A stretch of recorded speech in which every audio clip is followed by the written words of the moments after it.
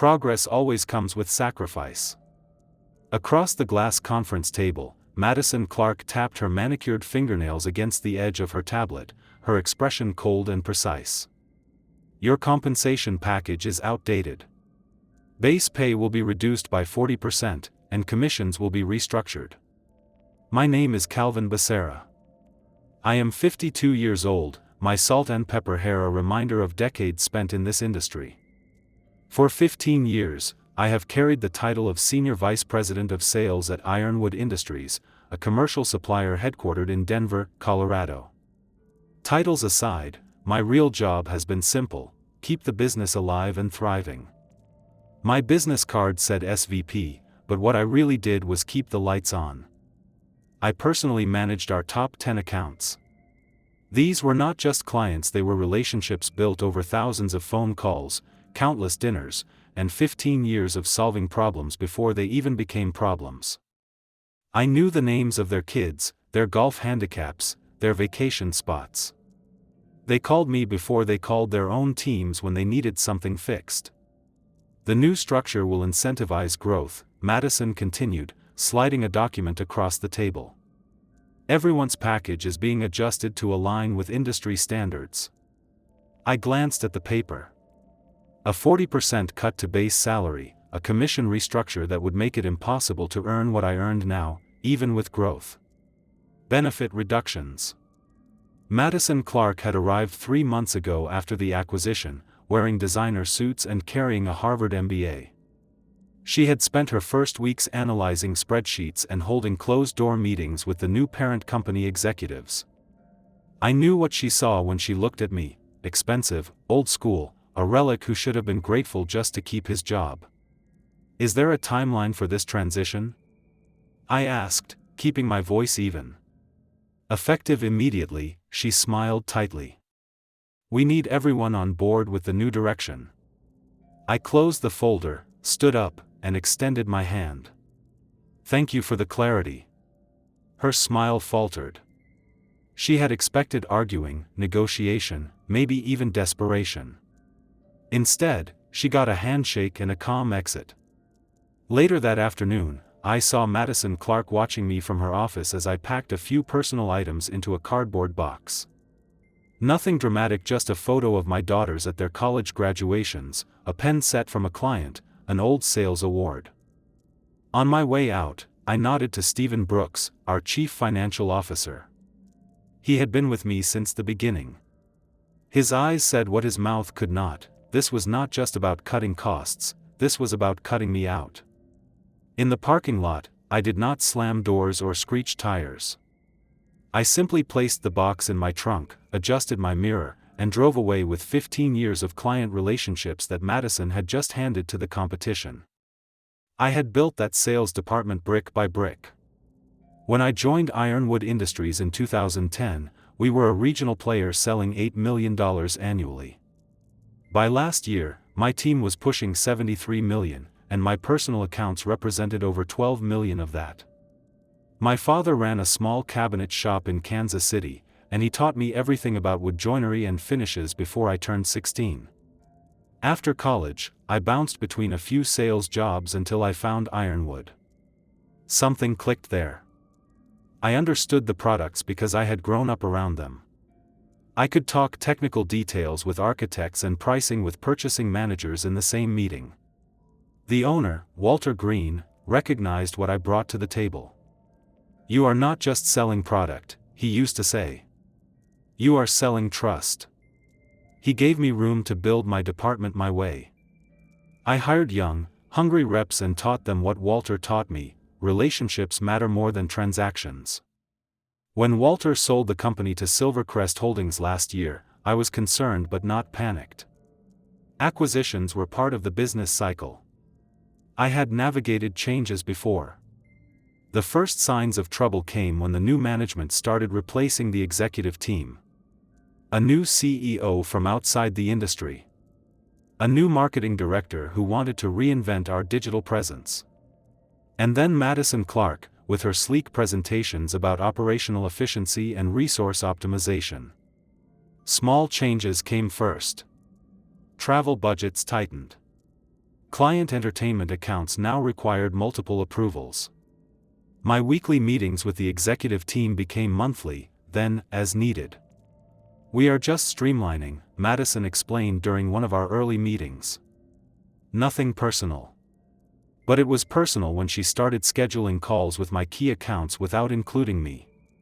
It was personal when she questioned the discounts I had negotiated years ago that had kept clients loyal through multiple price increases. It was personal when she suggested my team needed fresh perspectives and brought in 2 of her former colleagues as new regional managers. Stephen Brooks tried to warn me during our quarterly budget review.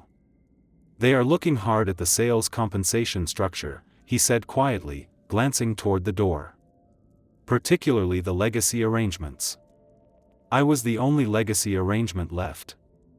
A week before that final meeting, I spotted Madison having lunch with Olivia Martinez, my newest hire. They were huddled close, speaking intensely. When they saw me walk into the restaurant, Olivia looked down at her plate while Madison waved casually, as if bumping into me was a pleasant surprise. Later, Olivia avoided eye contact when I asked about the lunch. "Just getting to know the team," she mumbled. I knew then what was coming. Not the details, but the direction. That evening, after Madison's announcement, I sat in my home office staring at the sales reports from the last decade. 15 years of consistent growth. 15 years of building Ironwood Industries into an industry leader. 15 years of loyalty, being repaid with a dismissive, "Your package is outdated." My phone buzzed. A text from Robert Hayes, purchasing director at Westfield Commercial, our largest account. "Heard rumors about big changes at Ironwood. Everything okay? Call me." Robert and I had worked together for 12 years. I had helped him through 2 company restructures, a divorce, and his son's college applications. We were not just business associates, we were friends. I poured 2 fingers of bourbon and called him. "Calvin," Robert answered immediately. "What the hell is going on over there?" "I got a call from some woman saying she's taking over our account." "That would be Madison Clark, our new sales director," I replied, keeping my voice neutral. "Well, she started talking about reviewing our pricing structure and implementing some new vendor management system." Robert's voice tightened. "We have a contract, and we have processes that work. I don't need someone telling me how to manage my suppliers." I took a slow sip, letting the silence stretch. "Calvin," Robert lowered his voice, "are you staying? Because if you're not, we need to talk." In that moment, everything crystallized. My value was not in my title or even my sales numbers. It was in 15 years of trust. 15 years of solving problems instead of creating them. 15 years of relationships that could walk out the door with me. "I'm considering my options," I said carefully. "Well, consider this: if you land somewhere else, call me first. Before I have to deal with Harvard Barbie again." After hanging up with Robert, I opened my laptop and drafted an email to Christopher Bennett at Summit Supply Group.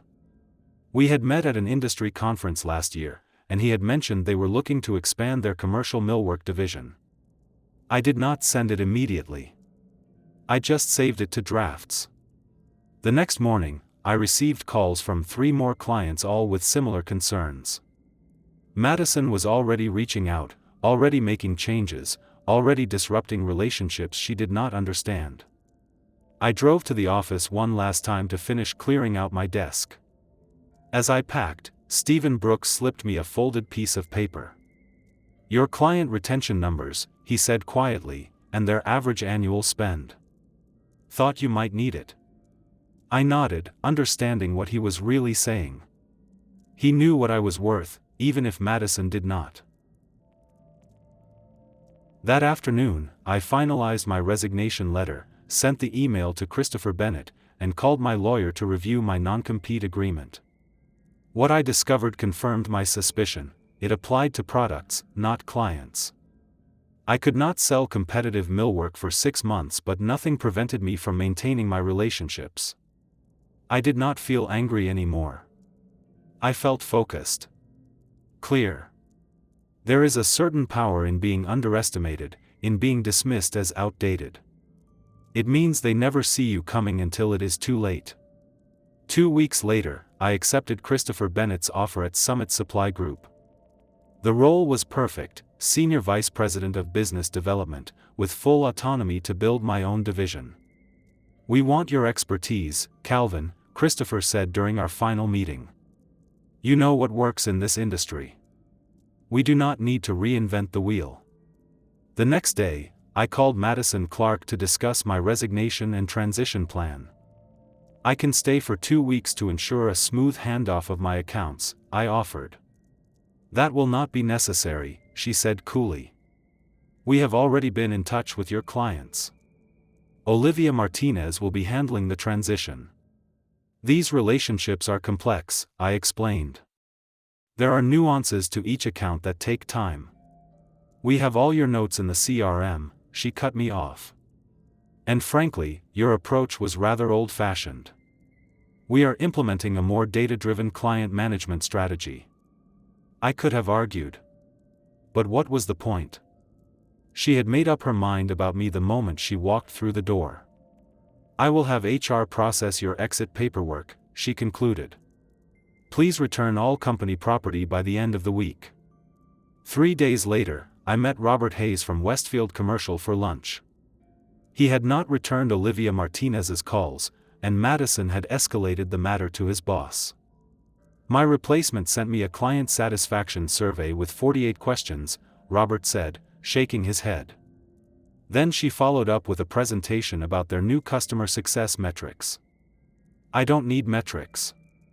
I need someone who understands our business." I nodded but kept my comments neutral. I was not going to badmouth Ironwood Industries. "Where are you heading next?"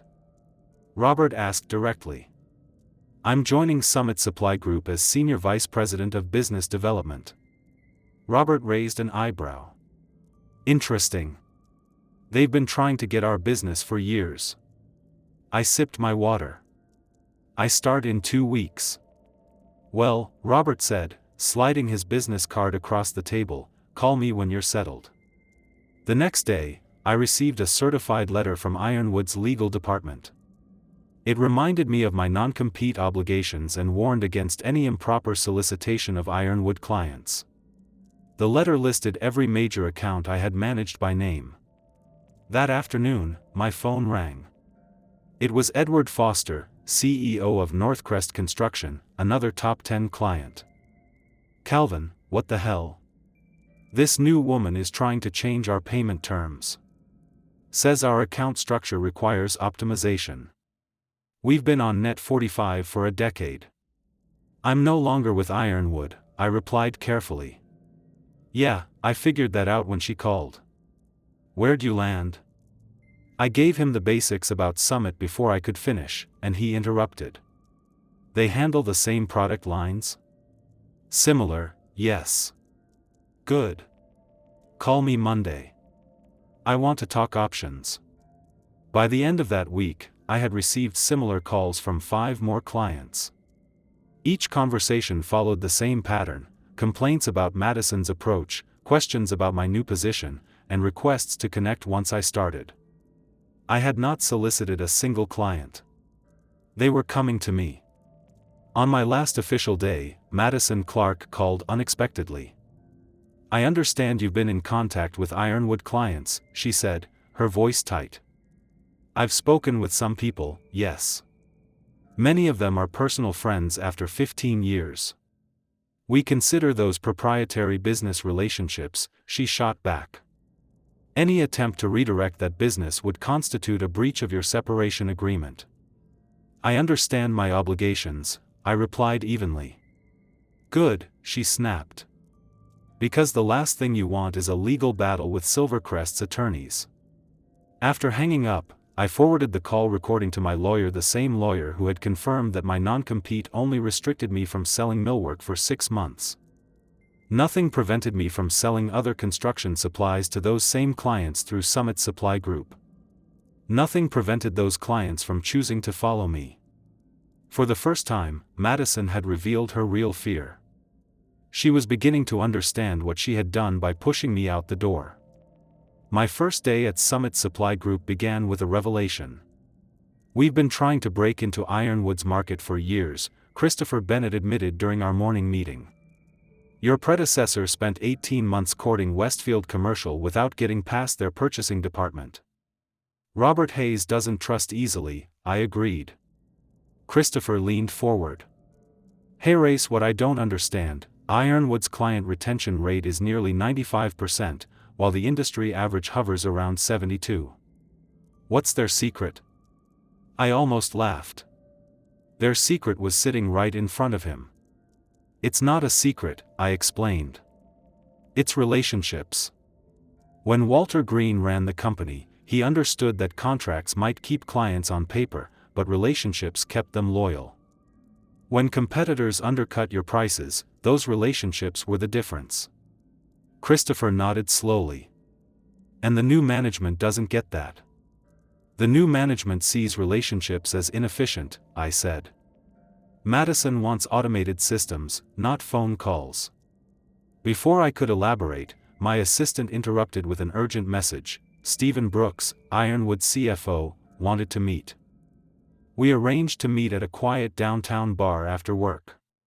Stephen looked nervous, glancing over his shoulder as I approached. "I shouldn't be here," he said immediately. "But you are," I replied, ordering us both a drink. Stephen pushed a folder across the table. "The board meeting was yesterday. Thought you should see this." Inside was a copy of Madison's quarterly strategy presentation. The first few pages were standard projections and marketing plans. Then I saw it, Client Transition Strategy Becerra Accounts. The plan detailed how they would migrate my former clients to Olivia and 2 new account managers.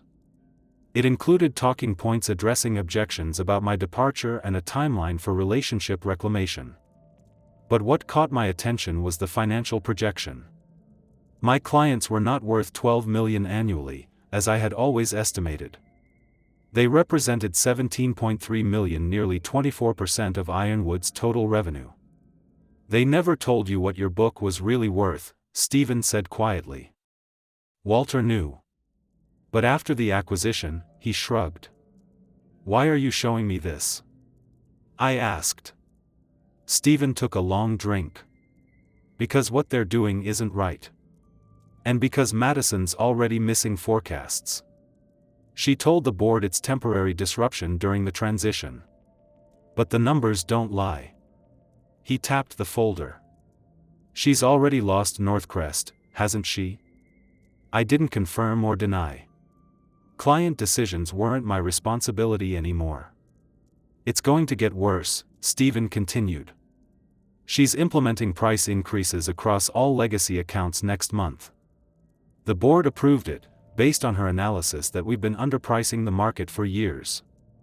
Now I understood. Madison hadn't just wanted me gone to save on my compensation. She had seen my client relationships as a barrier to her aggressive revenue strategy. With me out of the picture, she could raise prices, change terms, and implement systems that would squeeze more short-term profit from relationships I had spent years building. Driving home, I felt a strange calm. I was not just learning what Madison thought of me. I was learning what Ironwood Industries had really thought of me all along. My value had been clear in their numbers but absent from my compensation. They had been happy to profit from my relationships while quietly planning to squeeze more money from them once I was gone. "There's something else," Stephen added before we parted ways, his voice dropping lower. "They've been auditing your expense reports going back 3 years. Looking for any irregularities. They won't find any. I know. But they're building a narrative. If clients start leaving, they need someone to blame." As Stephen left, he hesitated. "I'm updating my resume. Just thought you should know." I drove the rest of the way home with absolute clarity. The truth was not just that Madison had underestimated me. The truth was that Ironwood had undervalued me for years. 2 months into my new position at Summit Supply Group, I had settled into a rhythm. My office overlooked downtown Denver, and my small but growing team included 2 young sales representatives I had personally handpicked. I had not directly solicited any of my former clients. I did not need to. They came to me. First was Edward Foster from Northcrest Construction, who called the day after Ironwood implemented a sudden 14% price increase. "That's with no warning," he fumed. "Can Summit match our original pricing?" We could, and we did. While adding value-added services Ironwood had never offered. Then came Westfield Commercial, followed by Regional Builders, then Denver Modern Construction. Each had similar complaints: unexpected price increases, rigid new policies, impersonal service. By the end of my second month, 4 of my former top 10 accounts had moved their business to Summit. I made sure each transition was flawless. My team worked weekends to ensure perfect first orders. I personally visited job sites to check deliveries. Word spread through the industry: following Calvin Becerra to Summit meant better service at better prices. Then my phone rang. It was Madison Clark. "We need to talk," she said, her usual confidence replaced with thinly veiled panic. I agreed to meet Madison Clark at a coffee shop near Summit's office. She arrived 15 minutes early, already nursing a latte. When I walked in, she did not waste time. "This has to stop," she said without preamble. "What exactly?" "You know what. Poaching our clients." I stirred my coffee slowly. "I haven't solicited a single Ironwood client. 4 major accounts have left us in 8 weeks, she snapped. "All of them mentioned you by name." "Clients make their own decisions." Madison leaned forward. "We can make this easy or hard, Calvin. Easy means you back off, and we don't pursue legal action for breach of contract." "There's no breach," I replied calmly. "My non-compete prevents me from selling millwork for 6 months. Summit's construction supply division doesn't compete with Ironwood's millwork." Her eyes narrowed. "You're exploiting a loophole. I'm respecting the exact terms of an agreement your legal team drafted. Perhaps they should have been more careful." Her confidence cracked for the first time. "The board is asking questions. About client retention. About revenue projections. That sounds like an internal Ironwood matter." She tried a different angle. "What do you want? A consulting arrangement? A finder's fee for leaving certain accounts alone?" I almost laughed. She still did not understand. "I'm not interested in arrangements," I said, standing. "I'm interested in doing my job well. The rest takes care of itself." 2 weeks later, Westfield Commercial's 3-year contract with Ironwood came up for renewal. "We're putting it out to bid," Robert Hayes told me. "Madison's been calling me daily. She even offered to beat any competitor's price by 5%. "That's a good offer," I acknowledged. "Is it? Because I'm looking at more than price here, Calvin. I need someone who understands our business. Someone who answers the phone at 7 p.m. when a project is in trouble." 2 weeks later, Westfield awarded Summit Supply Group a 2-year supply contract worth $4.2 million annually. It was a major coup, the kind that makes headlines in industry publications. The same day, I received an email from Stephen Brooks. It contained a forwarded internal message from Ironwood announcing that Madison Clark was being reassigned to strategic development initiatives while the board conducted a search for a new sales director. I did not reply to Stephen. I did not reach out to anyone at Ironwood.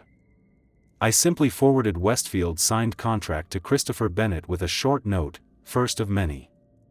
6 months after joining Summit Supply Group, I stood in our conference room surrounded by my team. On the screen was our quarterly performance report, $13.7 million in new business, with projections to hit $22 million by year-end. 8 of my former top 10 Ironwood accounts had followed me. Christopher Bennett walked in carrying a bottle of champagne. "The board just approved your division expansion plan," he announced. Additional staff, increased marketing budget, everything you asked for. As glasses were passed around, my phone buzzed. A text from Stephen Brooks. Ironwood Q3 earnings call in 30 minutes. Might want to listen in. I stepped into my office and dialed into the call. Ironwood's new CEO, Jonathan Blake, sounded tense. While we anticipated some disruption following our strategic restructuring, sales have underperformed against projections. We've experienced unexpected client attrition in our commercial division. An analyst cut in. Can you quantify that attrition? We're seeing estimates that Ironwood has lost nearly 20% of its annual revenue in the past 2 quarters. Those numbers were not speculative. They were real. Another analyst pressed, is it accurate that your largest account, Westfield Commercial, recently signed with Summit Supply Group? The pause was deafening. We're in ongoing discussions with all our key accounts, Jonathan finally replied. As the call dragged on, an email notification appeared on my screen. It was from Olivia Martinez. Subject: Any openings at Summit? An industry newsletter broke the story the next afternoon. Ironwood Industries struggles after exodus of key accounts. The article specifically mentioned my move to Summit Supply Group and the subsequent client migration. It even quoted an anonymous Ironwood employee. The company fundamentally misunderstood the value of its senior sales leadership. I never had to say a word. The numbers spoke for themselves. A year to the day after Madison told me my package was outdated, I sat in my expanded office at Summit reviewing our annual numbers. My division had generated $26.3 million in revenue, exceeding even my ambitious projections. My team had grown from 2 sales representatives to 11, supported by a dedicated client service staff. We had moved to a larger floor, and Christopher had hinted at a board position opening soon. That afternoon, my assistant buzzed. There's a Madison Clark here to see you. No appointment. I paused, then nodded. Send her in. Madison looked different, less polished, more tired. Her designer suits had been replaced with something off the rack. Thank you for seeing me, she said, remaining standing even after I gestured to a chair. What can I do for you? I asked. I'm with Hamilton Group now. Business consulting. I was hoping to get your perspective on Summit's client retention strategy for a case study I'm developing. I almost laughed at the irony. I think you already know my approach. She nodded stiffly. I made a miscalculation at Ironwood.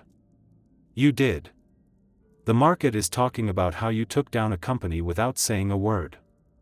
That's a powerful reputation. She had not come for a case study. She had come for absolution. I was not offering it. After a moment of silence, she placed her business card on my desk.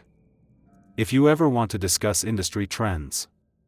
I appreciate the offer, I said, standing. But am fully booked these days. After she left, I glanced at the card, then dropped it into the shredder. That evening, I drove to my daughter's new house for dinner. She had just been promoted to senior architect at her firm. How's work, Dad? She asked as we sat on her patio. Good, I replied simply. Building something that will last. Not with wood this time, but with the same principles that had guided my entire career. Do the work. Keep your promises. Value relationships over transactions. In the end, Madison had given me an unexpected gift. She forced me to prove to myself and everyone watching exactly what 15 years of trust was worth. In the end, Madison's downfall wasn't about numbers or contracts. It was about trust, something no spreadsheet could ever measure. 15 years of relationships had proven stronger than any corporate strategy. Numbers can build trust, yes, but only after trust has built the numbers. Now I'll leave you with a question. What do you think is more important in business, numbers or trust?